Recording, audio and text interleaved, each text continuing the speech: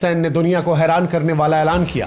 वो चाहते थे कि कुरान, जो इस्लाम की सबसे पवित्र किताब है, उसे अपने खून से लिखवाया जाए। उन्होंने कहा कि मैंने अपनी ज़िंदगी में बहुत कुछ किया है, अब अल्लाह के लिए कुछ करना चाहता हूँ।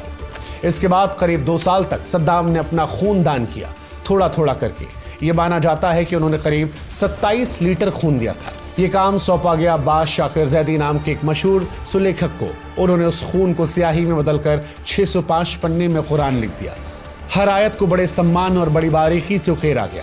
यह कुरान बगदाद की अल मारिक मस्जिद, जिसे मदर ऑफ ऑल बैटल्स मस्जिद कहा जाता है, वहां रखी गई। लोग दूर दराज से इसे देखने आते थे, कुछ श्रद्धा में तो कुछ हैरानी में।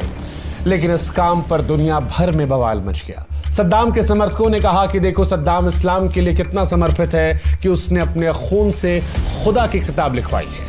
हालांकि उस वक्त भी दुनिया में कई इस्लामिक विद्वान और आलोचक थे जिन्होंने माना कि खून नापाक माना जाता है और इससे कुरान लिखना शरीयत के खिलाफ है। कुछ ने तो इसे धार्मिक पाखंड और प्रचार का नाटक भी कहा। उनका यह कहना था कि खाड़ी युद्ध के बाद सद्दाम की छवि को नुकसान हुआ था और अपनी छवि को बेहतर करने के लिए, धार्मिक नेता बनने के लिए उन्होंने ये सब कुछ किया। 2003 में जब अमेरिका ने इराक पर हमला किया तो इस खून से लिखे कुरान का क्या हुआ, यह आज भी रहस्य है। कहा जाता है कि इसे मस्जिद से हटा दिया गया, तो कुछ ये मानते हैं कि उसे गुप्त जगह पर छिपा दिया गया। कुछ का यह दावा है कि यह कुरान युद्ध में ही नष्ट हो गई थी। यह कहानी हमें सद्दाम हुसैन के 2 चेहरों को दिखाती है।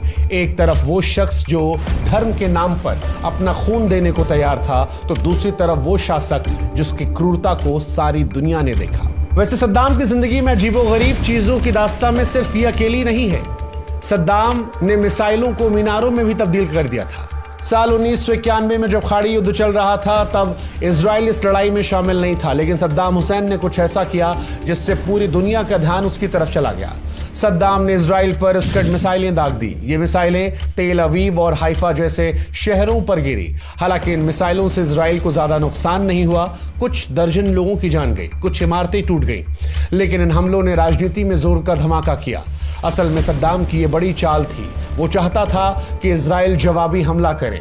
ऐसा होता तो कई अरब देश जो अमेरिका के साथ थे, वो नाराज होकर गठबंधन से हट जाते। लेकिन अमेरिका ने इजराइल को समझा बुझाकर शांत रखा। इस पूरे घटनाक्रम ने सद्दाम को अरब दुनिया में हीरो बना दिया था। फिलिस्तीन और दूसरे मुस्लिम देशों में लोग तालियां बजाने लगे थे और दुनिया में उस वक्त मुसलमानों में यह चर्चा आम हो गई थी कि देखो, कोई तो है जो इजराइल को आंखें दिखा रहा है। हालांकि कहानी यहीं पर खत्म नहीं होती है।